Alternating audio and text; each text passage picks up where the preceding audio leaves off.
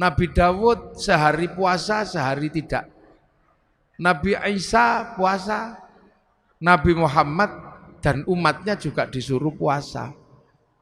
Makanya karena puasa ini peribadatan kuno, kama kutiba 'alal ladzina min qablikum, maka hampir seluruh manusia mengenal puasa.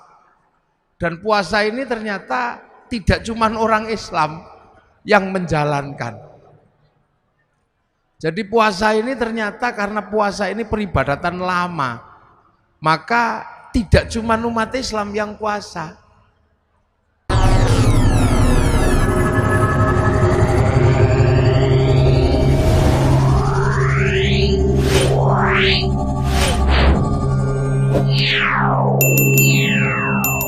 Alhamdulillah kita ini masih punya pelajaran dari pelajaran yang paling tua yang diberikan Allah kepada manusia. Jadi bulan puasa ini adalah pelajaran lama yang selalu diajarkan kepada manusia. Makanya Allah menyatakan dalam firman-Nya, kama kutiba 'alal ladzina min qablikum, seperti orang dulu aku wajibkan puasa. Jadi yang puasa itu bukan cuma generasi kita, orang dulu juga disuruh puasa.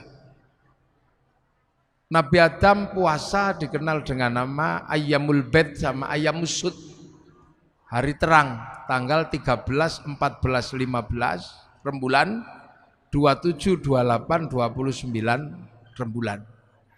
Nabi Idris diajari puasa, tapi tidak bernyawa makanannya, mutih kalau orang sekarang. Nabi Nuh motong kayu sampai membuat kayu dalam keadaan puasa. Nabi Ibrahim puasa. Nabi Musa naik ke Gunung Tursina puasa. Nabi Dawud sehari puasa, sehari tidak. Nabi Isa puasa. Nabi Muhammad dan umatnya juga disuruh puasa. Makanya karena puasa ini peribadatan kuno, kama kutiba 'alal ladzina min qablikum, maka hampir seluruh manusia mengenal puasa. Dan puasa ini ternyata tidak cuma orang Islam yang menjalankan. Jadi puasa ini ternyata karena puasa ini peribadatan lama, maka tidak cuma umat Islam yang puasa. Agama kuno namanya Zoroaster, punya Tuhan dua, Ahriman sama Ahura Mazda. Nabinya namanya Zarathustra, ajarannya nihilisme, itu juga puasa. Tuhan terang Ahriman ini kalau kelahi sama Tuhan gelap. Kalau Tuhan terang itu menang, maka terjadi gerhana bulan. Orang Zoroaster puasa 3 bulan. Kalau Tuhan terang yang kalah, gerhana matahari, puasa 3 bulan. Nah, orang Zoroaster ini punah karena terus agamanya berubah menjadi penyembah api yang di dalam Al-Quran dikenal dengan nama Majus atau Majusi, menyembah api. Orang Majusi juga punah karena Raja Majusi yang terakhir yang namanya Rustum masuk Islam. Karena diislamkan sama Sayyidina Ali, ngambil menantu Sayyidina Husain. Karena orang Majusi masuk Islam, maka tidak lagi menyembah api. Tapi orang Majusi menaruh api di bangunan tinggi namanya Manaro. Begitu masuk Islam, apinya dibuang, Manaronya ditaruh di depan masjid. Akhirnya masjid Persia punya Manaro, dan seluruh kaum muslimin melihat Manaro di depan masjid itu bagus, maka kaum muslimin berlomba-lomba bikin Manaro yang akhirnya sampai di Indonesia bernama Menara. Itu sumbangan dari orang Majus, dari Majusi. Nah, orang Hindu juga diajarkan puasa, namanya upawasa. Upawasa itu enggak makan, enggak minum, enggak menyentuh perempuan. Untuk apa? Jalan menuju moksa. Karena yang terbaik dari Hindu adalah mati tanpa material, hilang raga, hilang sukma, namanya muksa. Agar bisa muksa, ibadah terakhir setelah Upanishad, setelah kabumian adalah upawasa. Nggak makan, nggak minum, dan nggak menyentuh perempuan. Nanti hilang secara material. Makanya ketika Islam datang mengajarkan syahrus syam, nggak makan, nggak minum, nggak menyentuh perempuan, kok mirip seperti upawasa, maka orang Indonesia menyebutnya bulan puasa. Itu istilahnya. Orang Yahudi, orang Buddha juga diajari puasa. Kalau pengen mendapatkan penyempurnaan 8 jalan menuju nirwana, harus puasa di bawah pohon bodhi dengan pakai kain selempang, dalemannya tanpa jahitan. Orang Yahudi puasa, kalau peringatan Yom Kippur juga puasa. Orang Nasrani kalau Jumat Agung sebelum Paskah juga diajarkan puasa. Jadi puasa ini adalah milik semua agama, cuman caranya berbeda. Jadi makanya kalau kemudian halal bihalal ini mempertemukan seluruh umat beragama yang berbeda, pasti nyambung karena urusannya dengan puasa. Nah ini lintas agama juga. Loh ya nyambung kalau dalam urusan puasa karena semua agama mengenal puasa. Ini puasa. Makanya puasa itu saking terkenalnya, variasinya paling banyak. Di Indonesia ada puasa makan daun tok, namanya ngidang. Ada puasa makan umbi-umbian, namanya ngerowot. Ada puasa tanpa nyawa, namanya mutih. Ada puasa tidak kenyentuh matahari, namanya pati geni. Ada puasa diem, namanya bisu. Ada puasa gandul di pohon, namanya ngampret atau ngalong. Ada puasa jalan terus ngedan, itu puasa. Jadi variasinya paling banyak. Dan sejarah-sejarah besar dilewati dengan puasa. Sejarah tertulisnya Weda, sejarah tertulisnya Tripitaka, sejarah turunnya Al-Quran itu sejarahnya orang puasa. Sang Buddha Gautama tukang tirakat, Walmiki tukang tirakat, Rasulullah juga tukang tirakat. Makanya Quran turun setelah Rasulullah naik turun Gua Hira selama 15 tahun. Syekh Abdul Qadir Al-Jilani Ma'rifatullah setelah 25 tahun puasa di padang pasir dibimbing Syekh Mubarak Al-Madzumi. Sunan Kalijaga menjadi wali setelah puasa 3 tahun. Baca ya hayu ya qayyum walaupun keliru ya kayuku ya kayumu.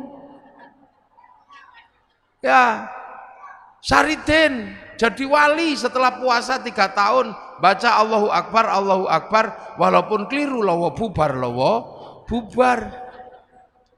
Jadi sejarah besarnya ini orang puasa. Mbah Manap Lirboyo pengen mendirikan pondok pesantren Lirboyo, puasa ngerowot 56 tahun, makan uwi. Sampai akhirnya uwinya hilang karena dimakan genderuwo. Akhirnya sama Mbah Manap uwinya diganti gadung. Akhirnya genderuwonya makan gadung. Begitu genderuwo makan gadung jam 12 malam, genderuwonya mabuk. Ana makan itu pondok Lirboyo ambruk. Maka dikasih minum minyak jarak. Nah akhirnya genderuwonya sadar terus punya tugas nyantri, santri sebagai tukang ngisi jeding, nyenggot namanya. Makanya Lirboyo itu dulu kalau malam suka ada kriat-kriut itu genderuwo nyenggot. Nah sekarang genderuwonya pensiun karena Lirboyo sudah punya sanyo. Mbah Hasyim Asy'ari mendirikan NU, puasa 3 tahun dari hulu sungai Brantas sampai hilir baca surat Kahfi. Terus tiap malam nggak pernah tidur, ngatamkan surat At-Taubah 41 kali, surat Kahfi 41 kali dalam 2 rakaat sholat hajat. Makanya kalau NU jadi gede ya nggak masalah, wong tirakatnya besar. Maka penumpang NU itu macam-macam. Yang sholatnya rajin ya numpang, yang setahun sekali ya numpang, kadang Bandar Dadu ya numpang. Itu NU apa aja numpang. Makanya tapi karena kendaraan besar jalannya pelan, nggak bisa waswes gitu. Makanya NU sering disalib kendaraan kecil-kecil, wes gitu, tapi penumpangnya kecil. Yang naik yang cingkrang tok gitu. Yang naik yang jenggoten tok, yang nggak jenggoten nggak boleh naik. Tapi karena larinya cepet, was sering nabrak, dikit-dikit tabrakan, bruk, nabrak sapi, bruk, nabrak apa gitu. Lah NU biasa. Ya, Ki Gede Pemanahan ketika pengen membangun alas Mentao, disuruh puasa 20 tahun sama Sunan Kalijaga. Akhirnya puasa di Bang Lampir Gunung Kidul, pantat bekas puasanya sampai batunya dekok. Punya anak Danang Sutawijaya mbubak alas Mentao, mendirikan Mataram 1758 dipecah oleh Belanda jadi Jogja sama Solo jadi Giyanti. Akhirnya Jogja jadi Amangkubuanan Pakualaman, Solo Mangkunegaran Kasunanan. Ki Ageng Pengging pengen punya anak jadi raja, puasa 7 tahun, lahir Joko Tingkir. Gitu. Nah, calon Raja Mataram nggak mau jadi raja, namanya Bagus Harun. Karena pengen melahirkan anak jadi raja tapi alim. Maka Bagus Harun keluar dari kerajaan, puasa di daerah Pagotan Ponorogo, belakang pabrik gula. Tirakan di samping sumur. Sumur yang dipuasani naiknya airnya 7 meter pas 27 Ramadan. Oh, aku untuk Lailatul Qadar. Karena sumur yang menghasilkan Lailatul Qadar, maka sumurnya disebut sumur Sewu Wulan. Orang sekarang menyebutnya Sewulan, maka kampungnya dikenal dengan kampung Sewulan. Raden Bagus Harun punya anak, ganasnya luar biasa, perempuan, fatayat. Enggak ada yang berani nikahi dia saking kerasnya, sampai dikenal dengan nama Nyi Ageng Alap. Enggak ada yang berani nikah, dinikahi Raden Santri, punya anak Mbah Maktum, lahir punya anak Mbah Maklum, Mbah Tafsiran, ada Mbah Kolyub, ada Mbah Ilyas, nikah punya anak Mbah Nafiqoh. Perempuan galaknya luar biasa. Gak ada yang berani nikah, dinikah sama Kiai Hashim Asy'ari, nikah sama Nyai lahir Kiai Wahid Hashim, nikah sama Nyai Solikah binti Bisri Sansuri, lahir anak Abdurrahman Wahid, seorang presiden Indonesia walaupun 2 tahun. Nah, ini tirakat semua mboknya itu dulu. Di Jogja ada orang gak terlalu pinter namanya Sukirah, pengen punya anak jadi raja, padahal bukan keturunan raja. Tetangganya cuma bilang paling kamu nanti jadi rajanya ketoprak anakmu. Tapi nekat puasa Bu Sukira 9 bulan, pengen punya anak jadi raja. Ya Allah. Keluar anaknya laki-laki jemblok keriting, dikasih nama Soeharto, jadi presiden 32 tahun. Loh, itu makanya dulu orang itu kalau punya hajat besar, senjatanya puasa. Laki-laki mencintai perempuan paling cantik sak fatayat, kok ditolak? Puasa kalau laki-laki dulu. Iya. Masuk masjid, baca ya Rahmanu ya Rahim, 7 hari 7 malam, I love you.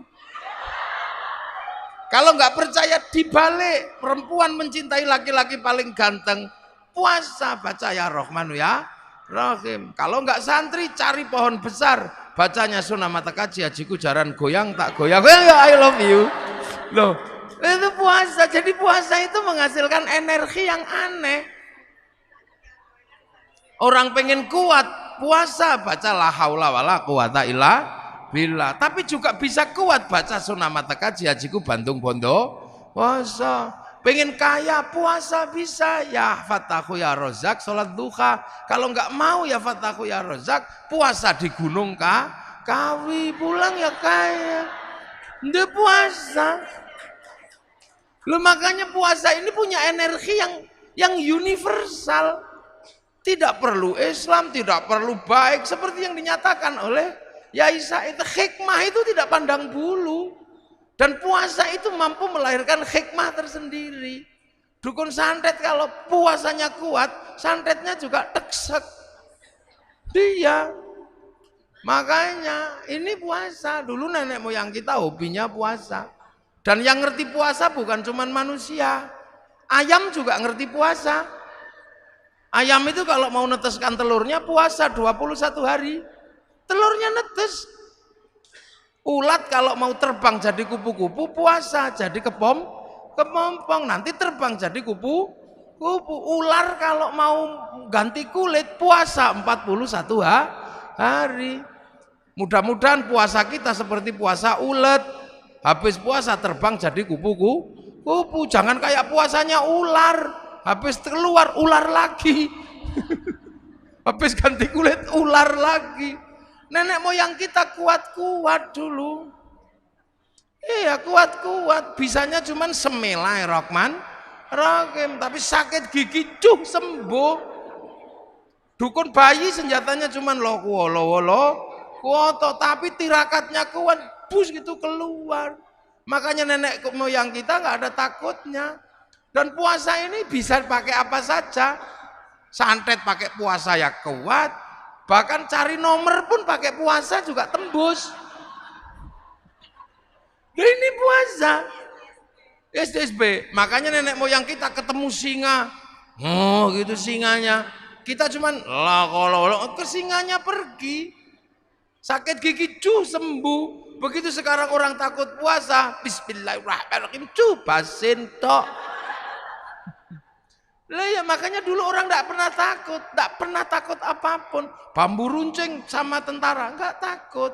Sekarang jangankan sama tentara Belanda, jangankan sama singa, orang sekarang sama melinjo takut.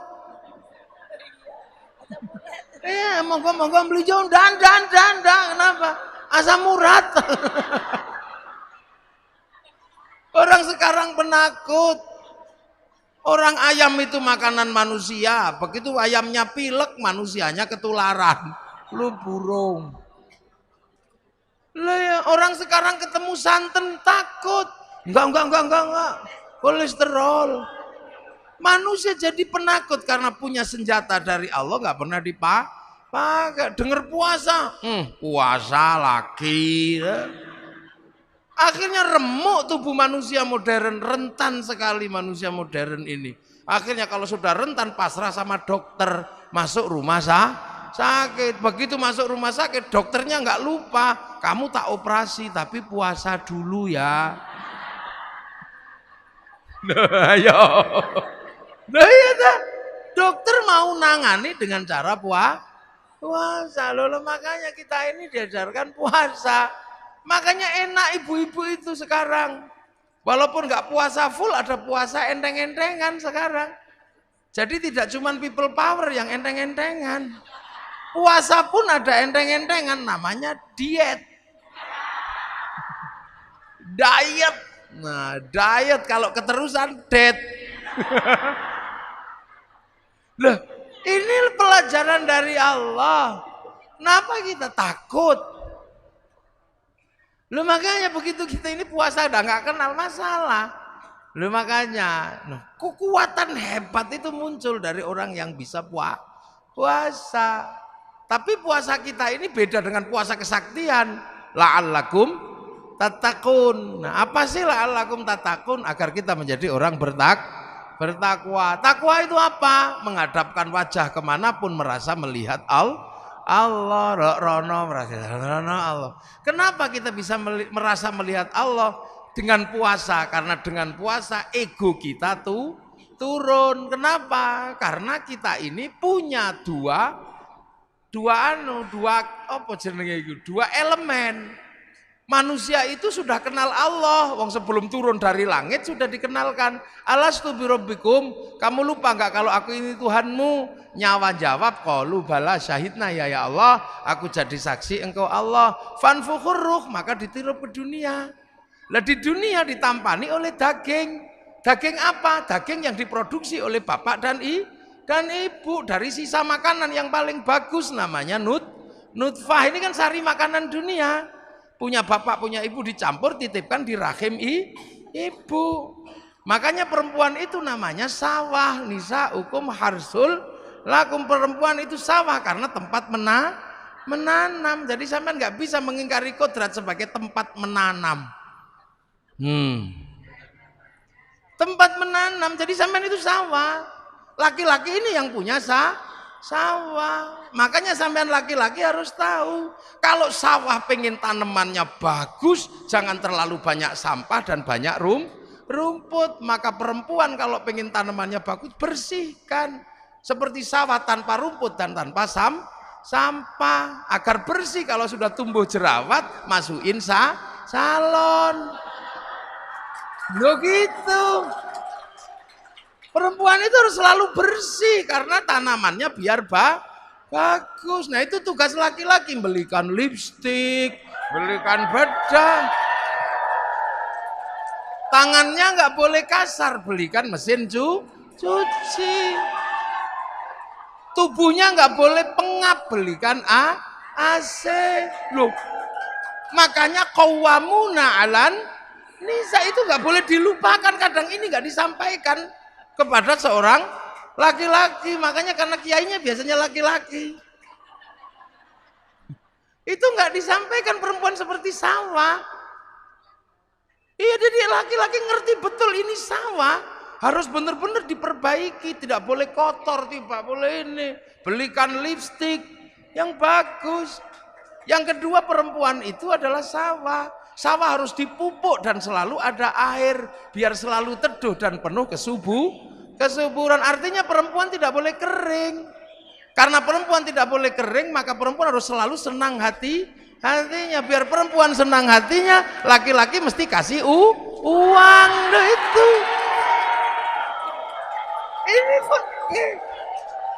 Ini sebab pembelajaran buat laki-laki ini. Iya ini. Nggak apa-apa biar dia belajar. Ya ini pembelajaran. Biar nanti pulang ngomong sama suaminya, kata kiai, saya ini sawah, saya terima ditanami, tapi tolong dong airi dan kasih kesuburan, gitu. Perempuan itu sawah, kalau lagi ditanami nggak boleh dibakar, maka perempuan nggak boleh dimarahi, harus dikasih sayangi, lo bener. Lo iya, kalau perempuan dimarahi emosi. Kalau emosi jantungnya ini di bawah payudara, jantungnya panas, payudaranya mendidih. Air susu nih ibarat santan blondo. Diminum bayi beler. Makanya kalau teteknya nggak sehat, bayinya bengek. Maka ada istilah tetek bengek. Loh ini pakai. Loh ini harus benar-benar ditanam dulu.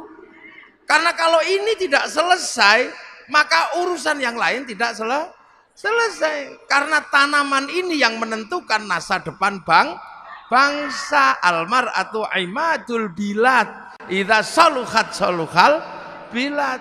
Idza fasadat fasadal. Perempuan ini tiang negara karena melahirkan anak. Lah anak itu adalah kelanjutan estafeta manusia memikul bangsa dan negara. Nanemnya harus kuat, maka sawahnya harus subur. Maka kalau dimarahi biasa aja laki-laki itu. Laki-laki nggak boleh marah, kalau perempuan marah biasa. Iya. Lah iya, marahnya perempuan itu kan buang sampah. Dan laki-laki itu tempat sampah. Makanya kalau sampah lagi dibuang, tempat sampahnya jangan ditutup. Kalau ditutup sampahnya dibuang ke tetangga. Kita pusing WA-an sama tetangga. Karena ternyata laki-laki itu lebih mencintai istrinya daripada anaknya. Dia, laki-laki manapun pasti lebih mencintai istrinya daripada anaknya. Survei membuktikan. Loh, laki-laki pulang kerja, anaknya di pangku tetangga. Terima kasih. Iya. Lu pulang kerja, anaknya tiba-tiba digendong tetangga. Terima kasih. Coba kalau yang di pangku istrinya. Wah, lo ini membuktikan bahwa laki-laki mencintai istrinya. Senggol bacok. Lo makanya kan ada cerita. Ada cerita ja'arajulun ila Umar bin Khattab. Ada laki-laki datang ke Sayyidina Umar. Itu enggak disebut, ternyata Abu Dzar Al-Ghifari. Abu Dzar Al-Ghifari itu kepala suku panglima perang, tapi istrinya cerewetnya luar biasa. Sampai ini Sayyidina Abu Dzar itu, ya Allah aku kurang apa? Udah ganteng, kaya, kepala suku, panglima perang, punya istri satu, cerewetnya gini. Awas tak tukar tambah aja. Tapi sebelum tak tukar tambah, tak konsultasi sama Sayyidina Umar. Sayyidina Umar ini kan keras-kerasnya laki-laki. Nah Sayyidina Umar gak ada yang berani, baca Quran aja gak ada orang berani denger. Sayyidina Umar kalau baca Quran, Bismillahirrahmanirrahim, Alhamdulillahirabbil alamin. Sayyidina Umar. Kalau yang Bismillahirrahmanirrahim, kenapa tadi nggak bilang Allah? Nah berarti nggak cocok memang, keras-keras. Bismillahirrahmanirrahim.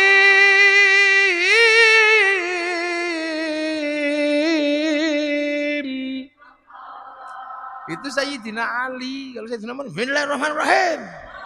Allah. Kalau khutbah itu pedangnya, ittaqillah. Sak masjid gini semua. Makanya saking kerasnya Sayyidina Umar, ketika Sayyidina Umar meninggal, Sayyidina Ali nadar. Orang kok kerasnya kayak gini, kalau mati ditanya malaikat Mungkar Nakir jawabnya apa? Maka meninggalnya Sayyidina Umar, kuburannya di kuping sama Sayyidina Ali. Karena sama-sama walinya ya denger. Assalamualaikum, salam. Malaikat Mungkar Nakir kaget. Salam, siapa itu? Mungkar Nakir ya Umar. Ada apa? Ya mau nanya ya Umar. Nanya apa? Ya marrobuka. Ya Allah. Apalagi udah itu aja gak jadi. Loh, itu maka Sayyidina Abu Dzar ini mau curhat ke Sayyidina Umar. Baru mau curhat tentang perempuannya yang cerewet. Sampai di dalam rumah dengar ada perempuan ngomel. Ternyata Bunyai Atikoh lagi ngomeli Sayyidina Umar. Sayyidina Abu Dzar podo tiba. Selesai ngomel, Assalamualaikum, salam. Siapa itu? Abu Dzar ya Umar. Ada apa? Kok tumben-tumben suruhnya sini? Gak jadi, sama aja katanya. Belum. Akhirnya Abu Dzar ini kan nanya, ya Umar, ternyata kamu kok tahan istrimu ngomel seperti itu? Kok kamu tahan? Ya, aku harus tahan. Karena memang istriku setiap hari ngomel. Tapi ngomelnya istriku tidak sebanding dengan kasih sayangnya pada anak-anak dan keluarga. Ya makslep gitu. Coba kalau jawabannya iya kayak radio rusak, ngomel lagi. Nah inilah. Maka ini tiang negara. Makanya jangan ngomel. Karena jadi perempuan itu ternyata nggak enak. Ini saya punya pengalaman. Saya pernah jadi perempuan sehari semalam. Yakin saya pernah jadi perempuan sehari semalam. Gara-gara istri saya tak omeli nantang. Wah anak begini kocar kacir seluruh rumah. Padahal yang bantu juga sudah banyak. Mas jangan ngomong gitu. Kamu belum ngerasain jadi perempuan. Nggak enak jadi perempuan itu. Akhirnya saya emosi. Ya sudah gantian saya yang jadi perempuan. Ya sudah hitam di atas putih saya sama istri saya. Saya jadi perempuan sehari semalam 24 jam. Teken saya. Nanti jam 2 malam kamu harus minggat dari rumah ini. Akhirnya tak suruh pergi istri saya jam 12 malam.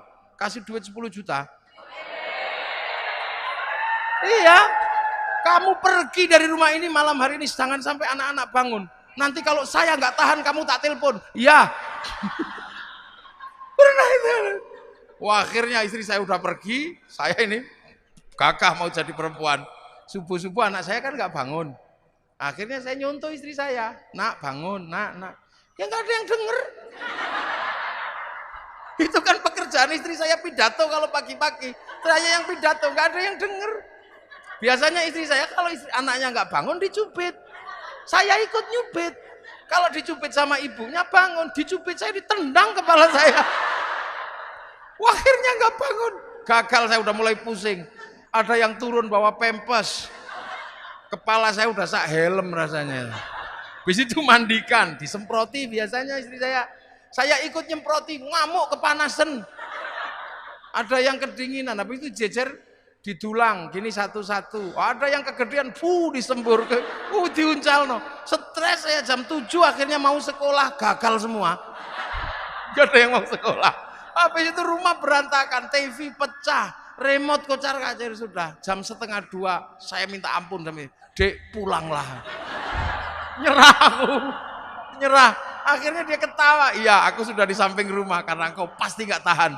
Iya wis nyerah, tak cekel tangannya begitu sampai rumah, ambung ping 7 udah. Sudah itu, ini ngerti semua ini anak-anak, bang ini ngomongan saya itu 1, 2 itu. Betapa kerasnya istri saya, tapi saya nggak tahan akhirnya, ampun saya. Akhirnya nyerah saya itu. Makanya tadi termasuk baju ini dia yang jahit. Karena saya ini hidupnya diurusi orang. Jadi ke sana diurus, hampir istriku itu jarang ngurusi saya. Maka cuman dia bilang, engkau boleh diurus sama siapa mas, tapi saya minta satu, biar urusan bajumu dan sarungmu urusanku. Biar nanti kalau engkau masuk surga aku tak bisa gandol katanya. Cuman itu aja. Karena itu aja dia minta. Akhirnya ini sarung, ini dia yang jahit. Saya baru ngerti ternyata yang dijahit itu apa? Selimut. Jadi kemarin waktu di hotel baru tak samain gini, sama ternyata kainnya.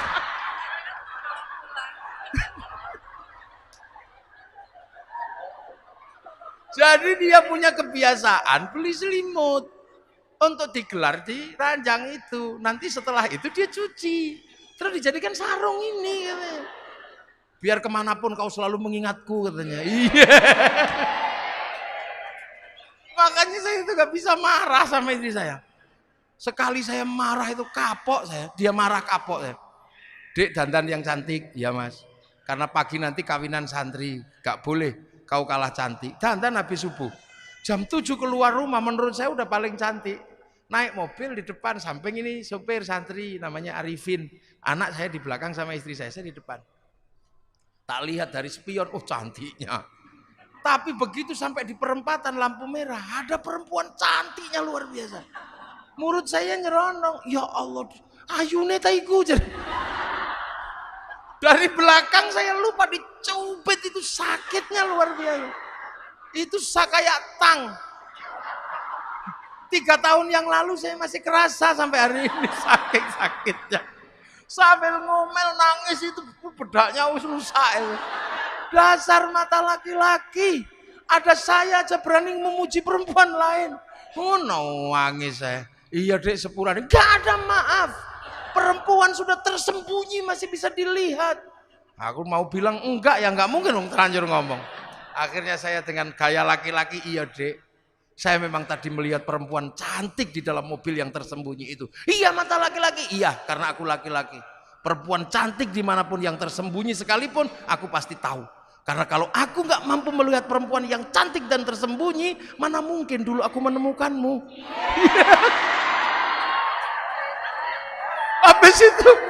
Habis itu kendor ini. Lah itu dong iya. Coba kalau nanti nggak percaya tanya sama istri saya itu benar-benar terjadi ini. Jadi jangan sampai perempuan itu marah karena nggak boleh dibakar hatinya. Karena ini generasi berikutnya tergantung perempuan. Maka Allah itu kasih berkah kepada perempuan itu beda dengan laki-laki. Karena perempuan itu menumbuhkan generasi. Perempuan salaman sama suaminya cium tangan dapat pahalanya Hajar Aswad. Laki-laki cuma salaman tekor.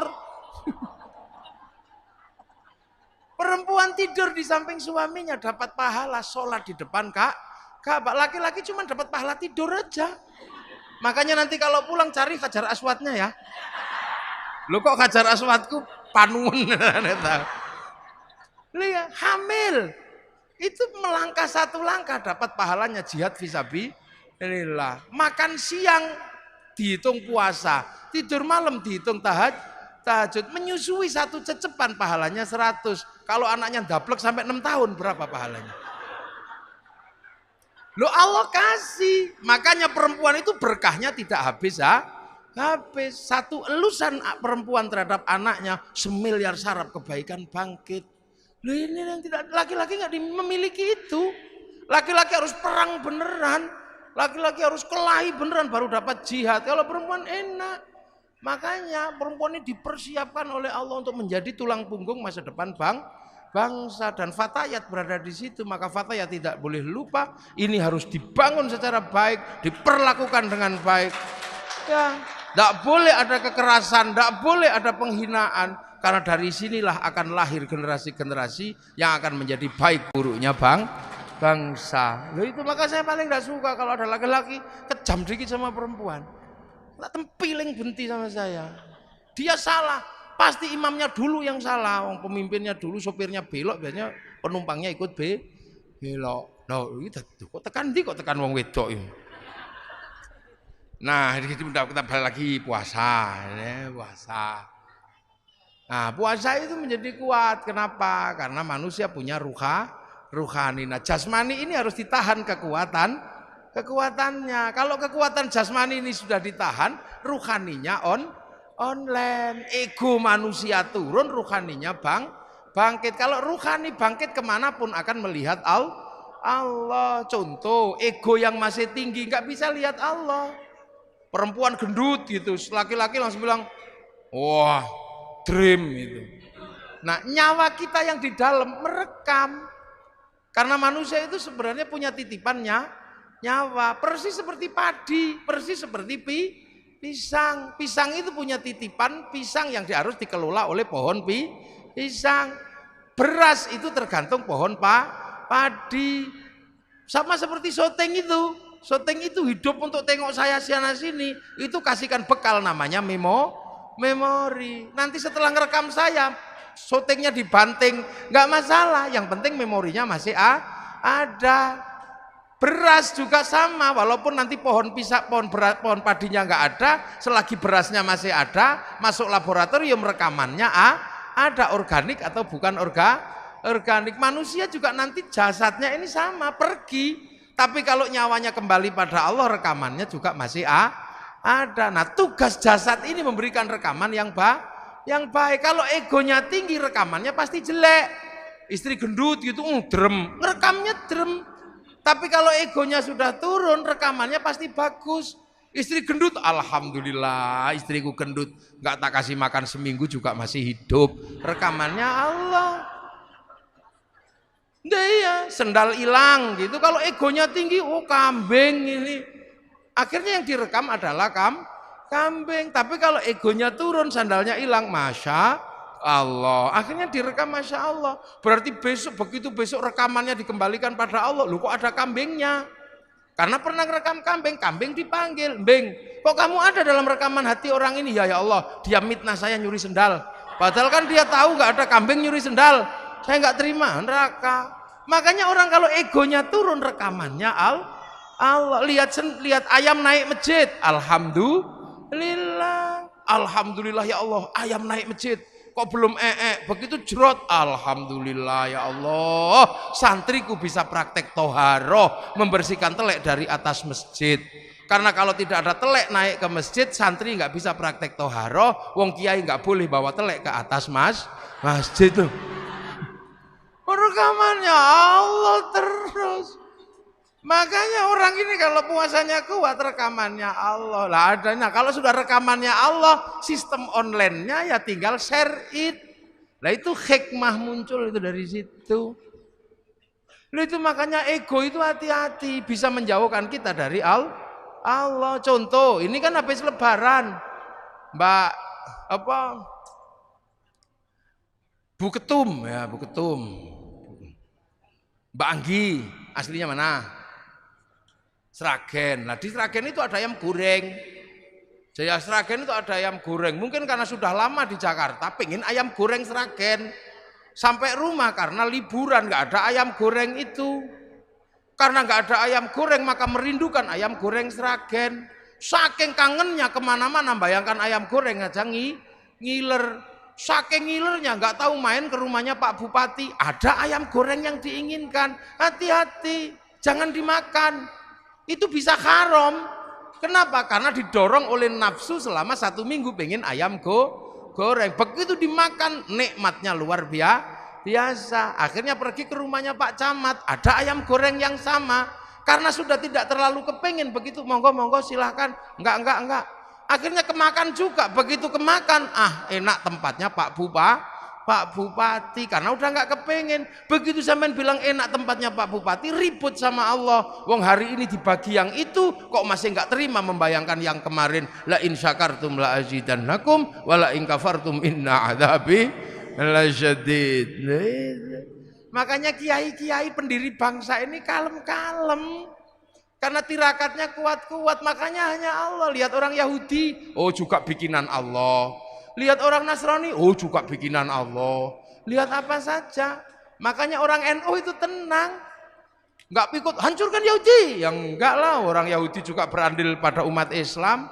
Kalau umat Islam Indonesia pergi haji, yang bikinkan pesawat juga orang Yahudi. Kalau Yahudinya mati, berenang kita. Loh, perempuan-perempuan ini menjadi cantik karena orang Prancis yang bisa bikin bedak dan parfum. Agamanya apa? Ya orang Prancis yang ngerti. Kalau nggak ada orang Prancis yang bisa bikin bedak dan bikin parfum, kita kembali ke bedak Jakarta, beras ditumbuk, ya blonteng semua. Lah itu makanya Rasulullah cuma menyatakan mayyuridillahu bihi khairan yufaqihu fiddin. Siapa yang dikehendaki baik oleh Allah dikasih ngerti urusan agama. Khairan di situ nakiroh. Khairan itu kalau nakiroh maknanya khairan kamilan, kebaikan yang sempurna. Manusia nggak sempurna maka nggak mungkin punya kebaikan yang berdiri sendiri. Contoh sekarang yang paling baik siapa? Tadi Kiai Said. Begitu Kiai Said pergi yang paling baik siapa? Saya.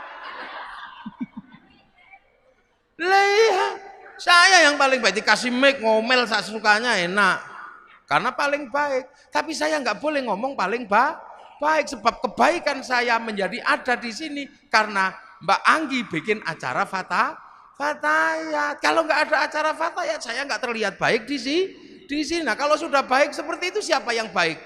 Ya ribut kata Mbak Anggi, ya saya. Kata saya, ya saya, kalau saya nggak datang jelek acaramu Mbak. Ya gitu. Jadi itu baru dua udah ribut kebaikan itu. Apalagi kalau sampean ikut-ikutan. Kami yang paling baik. Karena kalau kami nggak ada di sini semua, yang ada cuma di atas, cek sound. Loh kita ini udah nggak usah ribut. Kita indah makan ini saja sudah Allahumma barik lana. Kenapa bukan barikli kok barik lana? Karena urusan makanan itu melibatkan banyak orang. Yang nanam siapa, yang masak siapa, yang bikin sabluk siapa, yang bikin api siapa, yang bikin bumbu siapa, yang ngulek-ulek siapa, yang bikin cobek siapa. Kita nggak pernah tanya, jangan-jangan cobek yang dibikin waktu membikin kekurangan air dikencingi. Kita juga nggak ngerti. Kita nggak punya garam untuk menikmati masakan. Jangan-jangan orang sana, orang Indramayu, orang Kudus, orang Jepara yang bikin garam lagi bikinnya kepengin kencing di kolam garam, nggak ngerti kita. Terus dibawa sopir truknya kita nggak ngerti. Jangan-jangan mampir warung-warung di Indramayu, nggak ngerti kita. Terimanya mateng loh. Itu makanya kebaikan itu nggak bisa berdiri sendiri. Maka jangan sekali-sekali orang baik mengaku yang paling baik. Itu seperti paku menempel pada kayu. Begitu paku mengatakan yang terbaik, lepas dari kayu, dia akan menjadi batu atau menjadi besi yang berkarat. Nah itu NU sifat dasarnya begitu. Makanya NU nggak pernah kami paling baik, enggak. Iya, Fatayat punya bordir, yang bordir mesinnya mereknya Butterfly, buatan Cina. Ini rame indah, minumnya Nestle, ini Prancis kalau nggak salah. Kita bisa begini karena komunikasi sama saya pakai handphone. Yang datang orang bawa handphone punyanya orang Korea Samsung. Pengajian ini menjadi indah karena orang Jepang bikin toa. Jadi bagus karena itu. Ada yang saya yang paling murni. Kenapa? Saya minumnya degan. Nggak bisa. Degan itu dipacok pakai golok dari pir mobil buatan Jepang. Yang paling murni sekarang tinggal satu. Kalau ada hujan mangapo.